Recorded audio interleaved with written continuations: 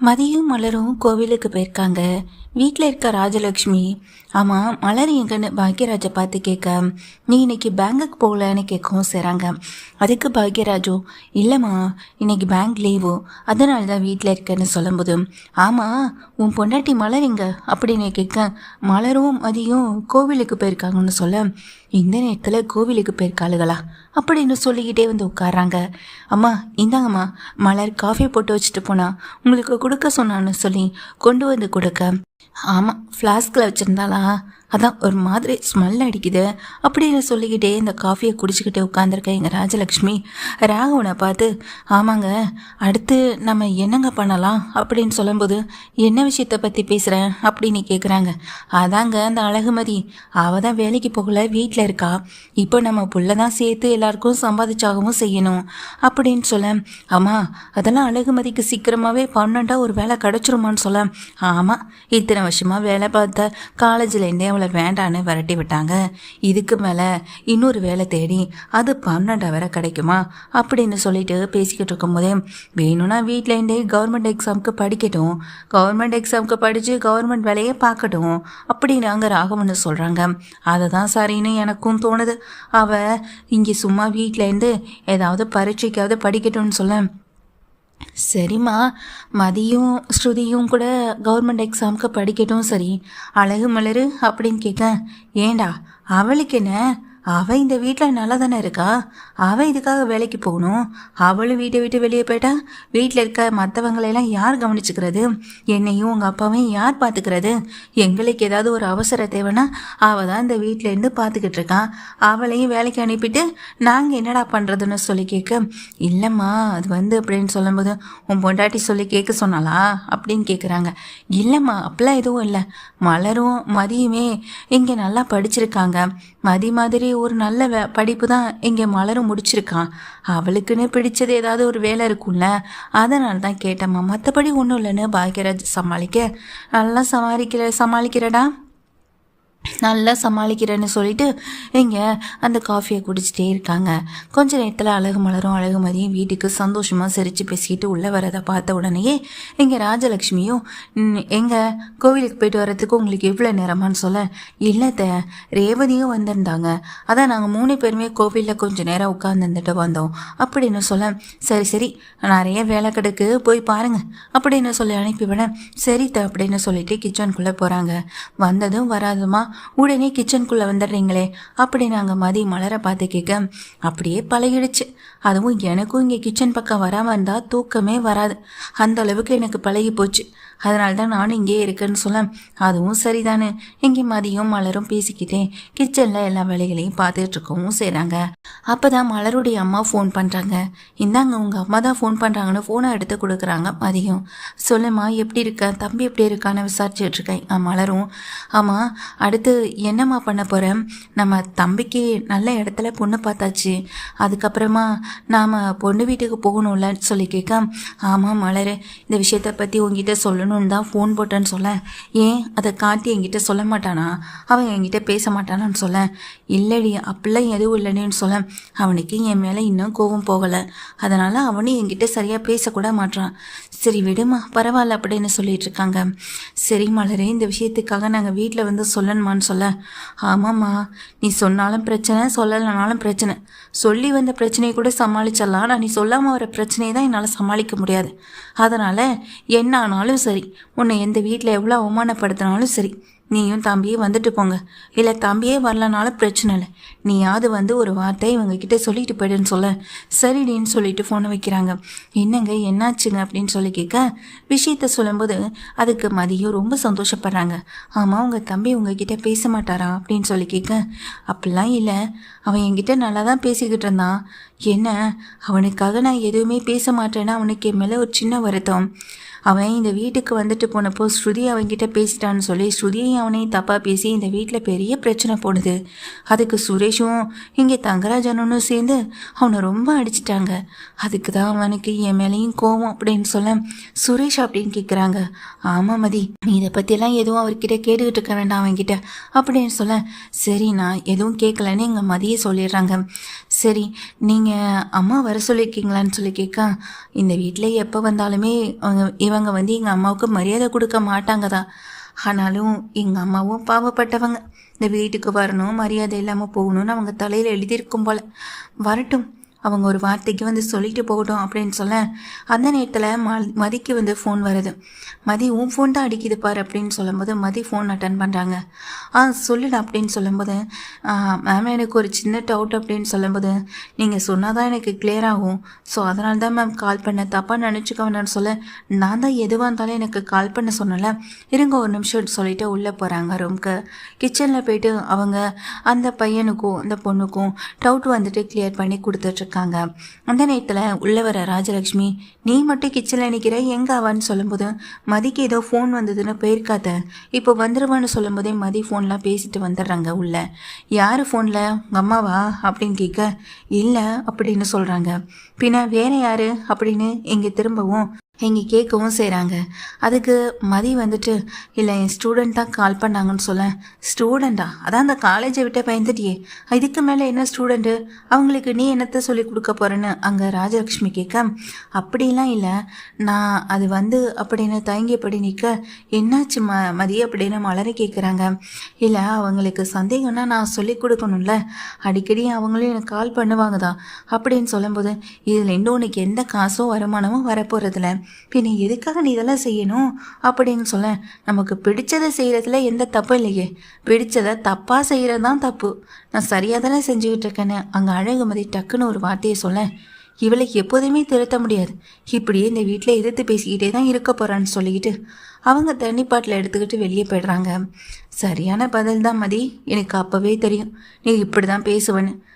ஆனால் ஒன்று, நீ இந்த வீட்டில் வேலை இல்லாமல் இருக்கிறதுக்காக உன்னை எல்லாரும் இந்த வீட்டில் அடிமைப்படுத்தணும்னு நினைப்பாங்க, ஆனால் அப்படியெல்லாம் நீ இருந்துடாத, நீயா இரு, அதுதான் உனக்கும் அழகு, எனக்கும் அழகாக இருக்குது பார்க்குறதுக்கு அப்படின்னு அங்கே மலரும் சொல்ல, சரிங்கக்கா அப்படின்னு சொல்லிட்டு கிச்சனில் வேலையும் பார்த்துக்கிட்டு இருக்காங்க.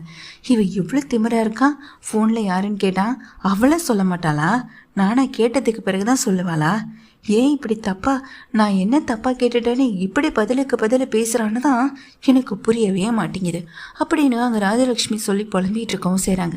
என்ன ராஜலக்ஷ்மி, என்ன யோசனையாக இருக்குன்னு ராகவன் வந்து உட்கார, அந்த அழகுமதி தாங்க, அவகிட்ட ஒரு வார்த்தை கூட பேச முடிய மாட்டுது, ஒரு வார்த்தை பேசினாலும் அதுக்கு பதில் ஒன்றுன்னு வச்சுக்கிட்டே இருந்திருக்கான். இப்படி இங்கே இவளையெல்லாம் வீட்டில் வச்சு சமாளித்தாங்கன்னே தெரியலை.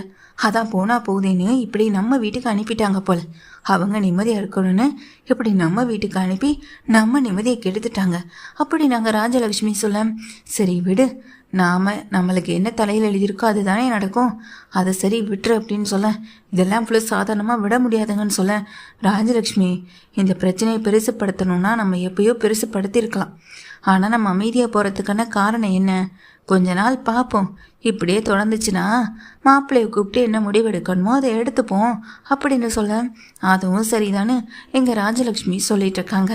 அழகு மலரும் அழகுமதியும் சாப்பாடெல்லாம் ரெடி பண்ணி முடித்து எல்லாருக்கும் சாப்பாட்டையும் கொடுத்து கிச்சன் வேலையை முழுசாக முடிச்சுட்டு வெளியே வந்து அப்போ தான் வந்து உட்கார்றாங்க. ரேவதியும் கால் பண்ணுறாங்க. அண்ணி நான் தான் நீ அப்படின்னு சொல்ல, தெரியுது ரேவதி அப்படின்னு சொல்லிக்கிட்டே மலர் கால் அட்டன் பண்ண, அண்ணி ஆமாம் மதி எங்கே அப்படின்னு சொல்லி கேட்க, மதி இப்போ பக்கத்தில் தான் இருக்கான்னு சொல்லிட்டு இருக்காங்க. அப்படியா, தரணியும் எங்கள் இளவரசியும் மதியை பார்க்கணுன்னு சொன்னாங்க, அதான் ஃபோன் பண்ணேன்னு சொல்ல, இந்த பிள்ளைங்களுக்கு நம்மளை பார்க்கக்கூட ஆசைல்ல, இப்போ வந்தவ இவளை பார்க்குறதுக்காக ஃபோன் பண்ணியிருக்கா பாருங்க அப்படின்னு ரேவதியை வந்துட்டு திட்டிக்கிட்டே இங்கே ராஜலக்ஷ்மி உட்காந்துருக்க, ஹலோ தரணி அப்படின்னு சொல்லிட்டு ரொம்ப சந்தோஷமாக பேசிக்கிட்டு இருக்காங்க. விளையாட்டா ஜாலியாக பேசிக்கிட்டு இருக்க அழகுமதியை பார்த்ததும், நம்ம கிட்ட தாங்க இவ எப்போ பார்த்தாலும் உருன்னு மூஞ்சை தூக்கி வச்சுக்கிட்டு பேசிக்கிட்டு இருக்கான், ஆனால் சின்ன குழந்தைங்க கிட்டேலாம் நல்லா சிரிச்சு தாங்க பேசுகிறா இவ அப்படின்னு சொல்ல, நானும் அதை தான் கவனித்தேன் அப்படி நாங்கள் ராகவன்னு சொல்கிறாங்க. இந்த வீட்டில் ராகவிக்கிட்டேயும் சரி தரணி இளவரசின்னு எல்லார்கிட்டேயும் ஒரு பக்கம் பாசமாக தான் இருக்கா, ஆனால் இந்த வீட்டில் பெரியவங்க பேச்சை மட்டும் இவ கேட்கவே மாட்றா அப்படின்ற மாதிரி எங்கள் ராஜலக்ஷ்மி சொல்லிக்கிட்டு இருக்க, இங்கே கொஞ்சம் நேரத்தில் இந்த குழந்தைங்க கிட்ட பேசிட்டு ரேவதியும் பேசுகிறாங்க. சரிங்க நீ, நான் அப்புறமா ஃபோன் பண்ணுறேன், கொஞ்சம் கிச்சனில் வேலை இருக்குது, பசங்க மதிக்கிட்ட பேசணும்னு சொன்னாங்க அப்படின்னு சொல்ல, இப்பெல்லாம் மலரத்தை விட மதியத்தை தான் ரொம்ப பிடிச்சிருக்கு போலன்னு அங்கே மலர் சொல்ல, அப்படிலாம் ஒன்றும் இல்லைங்க நீ, மதியையும் பிடிக்கும் உங்களையும் பிடிக்கும். மதிய இங்கே ரொம்ப பிடிச்சதுக்கு காரணம் இங்கே வந்தப்ப நல்லா ஒட்டிக்கிட்டாங்க. ஆனால் நீங்கள் ஒரு நாள் இங்கே வந்து தங்கினது இல்லைல்ல, இந்த பசங்களையும் நானும் அங்கே தங்க விட்டதில்ல, அதனால தான் நீ அப்படின்னு சொல்ல, சரி நான் அதெல்லாம் எதுவும் சொல்லலை, ரொம்ப சந்தோஷமாக தான் இருக்குது அப்படின்னு மலரும் சொல்லிட்டு ஃபோனை வச்சிடறாங்க. ரேவதியும் தன்னுடைய வேலையை வீட்டில் பார்க்க ஆரம்பிச்சிடறாங்க. என்ன மலர், ரேவதி ஃபோன் பண்ணியிருக்கா போல அப்படின்னு சொல்ல, ஆமாம் அத்தை அப்படின்னு சொல்லும்போது, பசங்க 2 பேரும் என்ன சொல்கிறாங்க அப்படி நாங்கள் ராஜலக்ஷ்மி கேட்க, பசங்க 2 பேரும் மதியையும் ராகவியையும் வீட்டுக்கு வர சொல்கிறாங்க, 2 பேர் கூடயும் விளையாடணுமான்னு சொல்ல, ராகவி விளையாட்டு பொண்ணும் சரி, இது என்ன விளையாட்டு பொண்ணா, வீட்டு வேலை பார்க்குற அளவுக்கு இருக்க பொண்ணு, அப்படிப்பட்ட பொண்ணு போய் விளையாடினா நல்லா இருக்குமா, பிள்ளைங்க தான் கூப்பிடுதுன்னா அப்படின்னு சொல்ல, அதுவும் எனக்கு தெரியாதா, சின்ன பசங்க அப்படி தான் பேசுவாங்க, அவங்க பேசுகிறாங்கன்றதுக்காக நம்மளும் உடனே போக முடியாதுல்ல, அதுவும் குழந்தைங்க கிட்ட நம்ம விளையாட்டாக எப்படி பேசுகிறோமோ அப்படி தான் குழந்தைங்களும் இருப்பாங்க, அவங்கக்கிட்ட விளையாட்டாக தான் நல்ல விஷயங்களையும் கற்றுக் கொடுக்க முடியும் அப்படின்னு அங்கே மதியம் டக்குன்னு சொல்லிட்டு பட்டுன்னு கிளம்பி போகிறாங்க. இது ராஜலக்ஷ்மிக்கு இன்னும் செருப்படியாக தான் இருக்குது. ராகவனும் அதிர்ந்து போய் கையில் நியூஸ் பேப்பரை வச்சு பார்த்தபடி ரொம்ப ஒரு அதிர்ச்சியோடு உட்காந்துருக்காங்க. மலரும், அத்தை எனக்கு கிச்சனில் வேலை இருக்கு, நான் போகிறேன் அப்படின்னு சொல்லிட்டு விறுவிறுன்னு ஓடவும் செஞ்சிடறாங்க. இப்படி அடுத்த நாள் காலையில் ராகவியை ஸ்கூலில் அனுப்பிட்டு வீட்டு வேலையெல்லாம் பார்த்துக்கிட்டு இருக்க மதியம் மலரும், அக்கா இப்படியே எவ்வளோ நேரம் அதாவது வேலையை பார்த்துக்கிட்டு இருப்பீங்க, வாங்க போய் கொஞ்சம் நேரம் டிவி பார்க்கலான்னு சொல்ல, அங்கே அத்தை பார்த்துக்கிட்டு இருப்பாங்களே, நான் போய் இது நாள் வரைக்கும் அங்கே உட்காந்து டிவி கூட பார்த்ததில்லன்னு சொல்ல, என்னக்கா நீங்கள் அப்படின்னு சொல்லிட்டு அங்கே மதியம் வராங்க. என்ன அப்படின்னு அங்கே ராஜலக்ஷ்மி கேட்க, இல்லை டிவி பார்க்கலான்னு அப்படின்னு சொல்லும்போது, டிவியா உட்காந்து பாரு, யார் வேண்டான்னு சொன்னா அப்படின்னு சொல்லும்போது, இல்லை சேனல் நீங்கள் சீரியல் பார்க்குறீங்க, நாங்கள் வேறு ஏதாச்சும் பார்ப்போம் அப்படின்னு சொல்லும்போது, நான் என்ன பார்க்குறேனோ அதை நீங்களும் பார்த்தா போதும் அப்படின்னு சொல்ல, இப்போ தான் எல்லார் கையிலையும் ஃபோன் இருக்கேன், அதனால் நம்ம அதில் இருப்பதே பார்த்துப்போன்னு சொல்லிட்டு மதியம் அங்கேருந்து கிளம்பி போங்க. ஏன் பார்க்கலையான்னு சொல்லி கேட்க, சீரியல் எனக்கு பார்க்க பிடிக்காதுன்னு அங்கே மதியை சொல்லிட்டு கிளம்புறாங்க. நீ எனக்கு பிடிக்கும், நான் இதை தான் பார்ப்பேன், பார்த்தா பாருங்க, பிடிக்கலன்னா போங்க அப்படின்னு ராஜலக்ஷ்மி பேசிக்கிட்டே டிவி பார்த்துட்டே இருக்கவும் செய்கிறாங்க. அப்போ தான் அழகு மலரும் அழகு மதியும் திண்ணையில் வெளியே உட்காந்து இங்கே நல்லா சிரிச்சுக்கிட்டு ஃபோன் பார்த்துட்டு இருக்கதை நல்லா காது கொடுத்து கேட்குற ராஜலக்ஷ்மி, இவளுங்க 2 பேரும் ஒன்று சேர்ந்துட்டாளுங்களே, இப்படி ஒன்று சேர்ந்தா என்ன பேசுவாளுங்கன்னே தெரியாது, என்னையை பற்றி தான் ஏதாச்சும் பேசுவாளுங்கன்னு கரெக்டாக கதவுக்கு வெளியே வந்து நின்று ஒட்டு கேட்குறாங்க. ஆனால் அவங்க ஃபோனை பார்த்துக்கிட்டு சிரித்து சந்தோஷமாக இருக்கதை கேட்டதும், இங்கே உட்காந்து என்ன சிரிப்போ, 4 பேர் நம்ம வீட்டை பற்றி என்ன நினைப்பாங்க, உள்ளே வாங்க 2 பேரும் அப்படின்னு சொல்லி கூப்பிட, சரிங்க அப்படின்னு அழகு மலரும் உடனே கிளம்பி உள்ளே வந்துடுறாங்க. அழகு மதியும் பின்னாடியே வர டிவியில் அப்போ தான் ஒரு நியூஸ் வருது. அப்போ தான் வந்துட்டு ரேவதியும் கால் பண்ணுறாங்க. அண்ணி அப்படின்னு சொல்லும்போது, என்னாச்சு அப்படின்னு சொல்லி கேட்குறாங்க. இல்லை நீ, நாம் அன்னைக்கு கோவிலுக்கு போகிறோன்னு சொல்லிட்டு மதியம் நீங்களும் நானும் ஒரு இடத்துக்கு போனவே மறந்துட்டீங்களான்னு சொல்ல, ஆமாம் அப்படின்னு அங்கே மதியம் சொல்கிறாங்க, மலரும் சொல்கிறாங்க. இப்போ என்னாச்சு அப்படின்னு அங்கே மதியம் மலரை கேட்க, அதுக்கு ரேவதியும், அது இப்போ டிவி சேனலில் போடுறாங்களா நீ, அது மட்டும் இல்லை, அன்னைக்கு நடந்த காம்படிஷனில் வின் பண்ணது யார் தெரியுமா, நீங்கள் தான் அண்ணி அப்படின்னு சொல்ல, என்ன சொல்கிற அப்படின்னு கேட்க, ஆமாம் நீ, அதோட அறிவிப்பை பின்னால் தெரிவிப்போன்னு சொன்னாங்களே, அது இன்னைக்கு தான், அதுவும் டிவி மூலமாக தான் சொல்லியிருக்காங்க அப்படின்னு சொல்ல, இதை கேட்ட உடனேயே மலருக்கு பயம் வந்துடுது ஓவரா. இங்கே மதியை பார்க்குறாங்க, ஐயோ அத்தை வேற டிவி பார்த்துட்டு இருக்காங்களே, வா மதி அப்படின்னு கூப்பிட்டுட்டு போக, அத்தை இந்த சேனல் நல்லா இல்லை, உங்களுக்கு நான் வேறு சேனலில் வைக்கிறேன்னு சொல்லும்போது, வேறு சேனலா, இதுதான் நல்லா ஓடிக்கிட்டு இருக்கேன், இப்போ கூட ஏதோ பிரேக் தான் விட்டுருக்காங்க, அதுக்கப்புறமா சீரியல் போடுவாங்க, அதை நான் பார்த்துக்கிறேன் அப்படின்னு சொல்ல, இல்லைத்த அப்படின்னு சொல்லும்போது, இப்போ என்ன உங்கள் 2 பேருக்கும் டிவி பார்க்கணும், அதுக்காக என்னை இந்த இடத்த விட்டு விரட்டலான்னு பார்க்குறீங்களா, அதெல்லாம் நடக்காது, நான் எனக்கு பிடிச்சதான் பார்ப்பேன்னு சொல்லி அங்கே ராஜலக்ஷ்மி சொல்லும்போது உள்ள ராகவன் இருந்தவங்க வெளியே வராங்க. என்ன சத்தம் ஒரே சத்தமாக இருக்குது அப்படின்னு சொல்லி கேட்டுக்கிட்டே வெளியே வராங்க.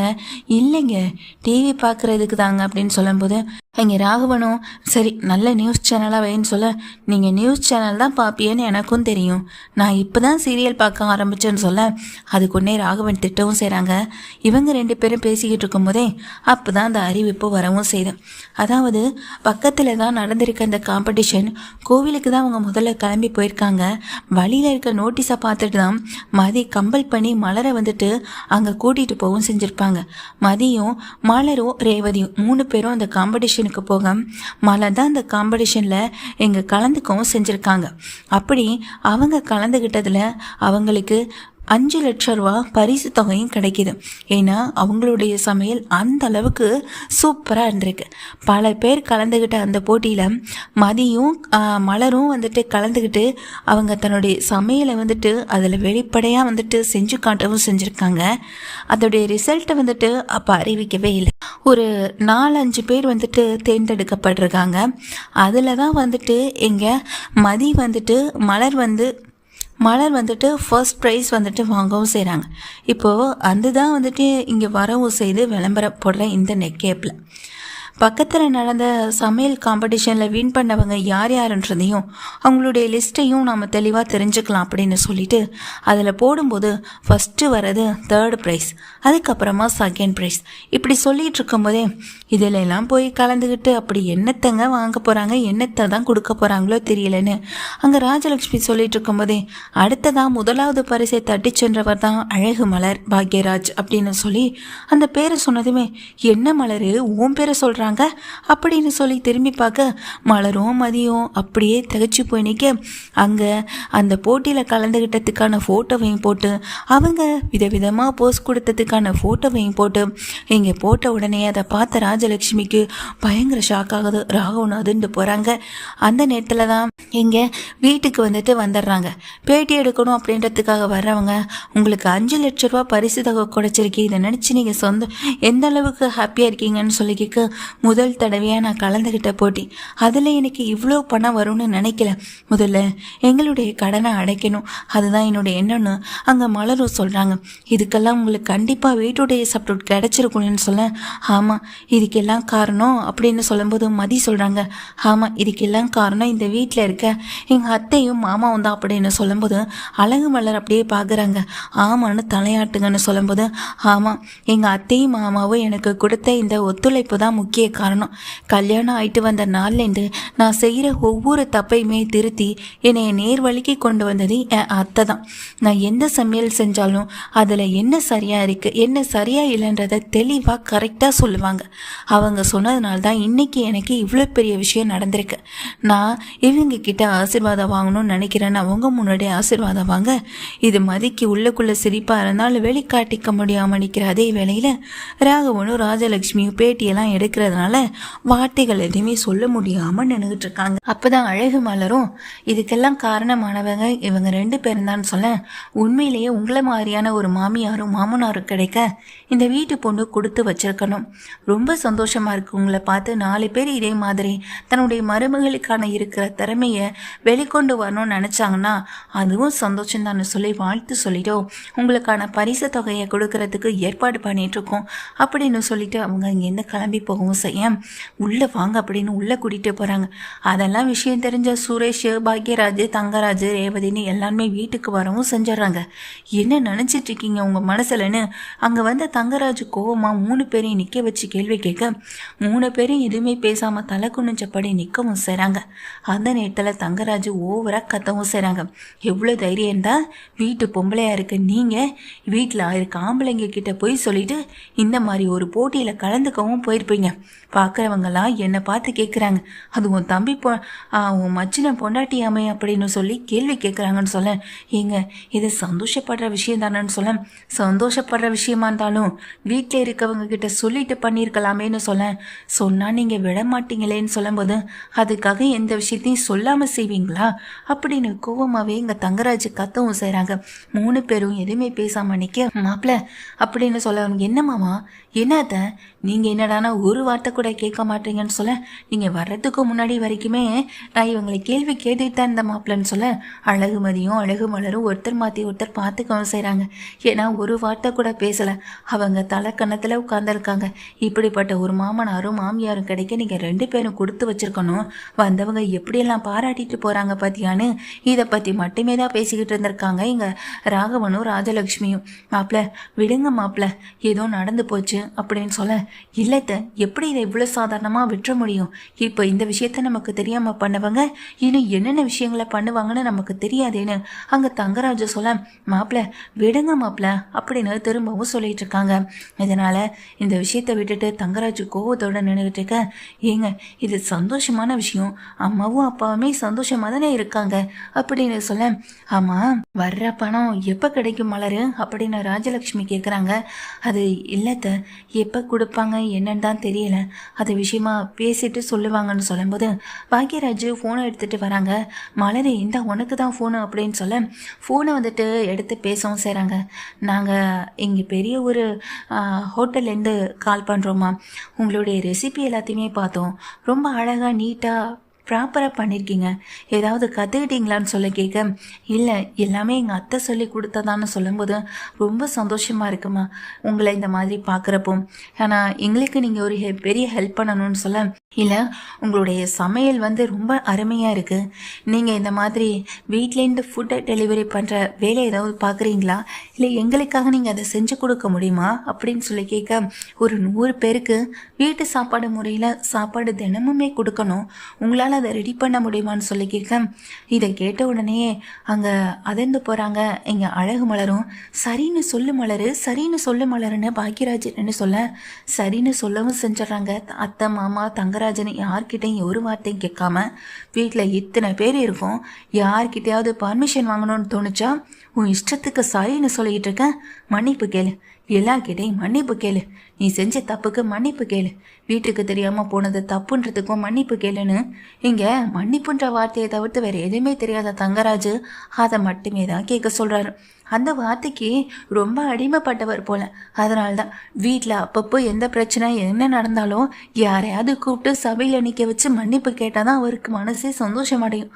அதான் அப்பப்போ அதை செஞ்சிட்ருக்கவும் செய்கிறாரு. இங்கே அந்த அழகு மலரை மன்னிப்பு கேட்க சொல்லும்போது, நான் மன்னிப்பு கேட்க எந்த தப்பும் பண்ணலையே, நான் மன்னிப்பு கேட்குற அளவுக்கு நம்ம குடும்பத்துக்கு பெருசாக எந்த கெடுதலும் நடக்கலை, நல்ல விஷயந்தான் நடந்திருக்கு.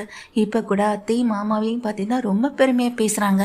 அதனால் அவங்க பெருமைப்படுற அளவுக்கு நான் நடந்துக்கிட்டேனே தவிர்த்து அவங்க தலை குனிகிற அளவுக்கு நான் எதுவும் நடந்துக்கலை. மன்னிப்பெல்லாம் இதுக்கு கேட்கணுன்ற அவசியம் இல்லைன்னு சொல்ல, ஆமா நீங்கள் இதுக்கு மன்னிப்பு கேட்கணும் அப்படின்னு ரேவதி முறைச்சிக்கிட்டே எங்கள் தங்கராஜை பார்த்து சொல்லவும் செய்ய, தங்கராஜ் செம டென்ஷனோடு நிற்கிறாங்க.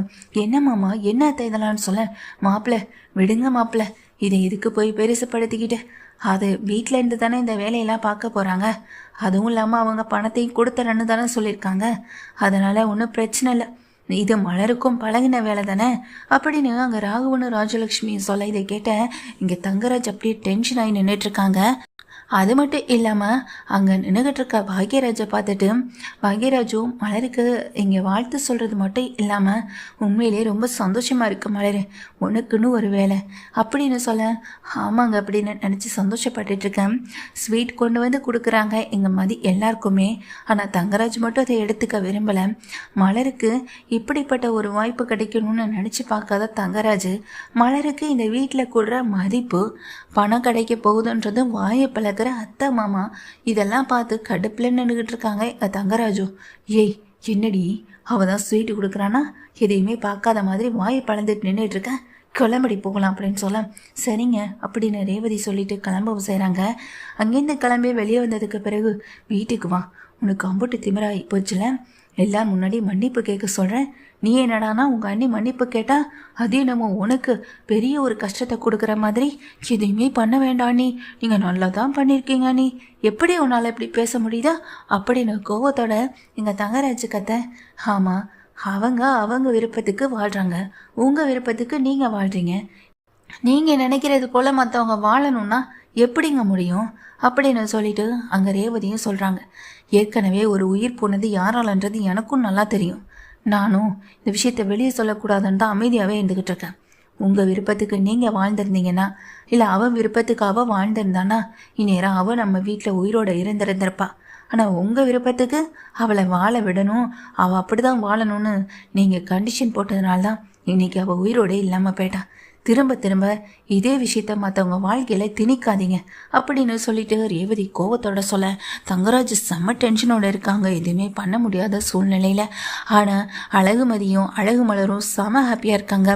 மலருக்கு மதி வந்து வெட்டிப்பிடிச்சு சந்தோஷத்தை வெளிப்படுத்த அதே தருணத்தில், நீ இல்லைனா இதெல்லாம் நடந்திருக்காத மதி, உண்மையிலே நான் ஒவ்வொரு விஷயத்த பண்ணுறதுக்கு பயந்து போய் தான் நின்னேன்.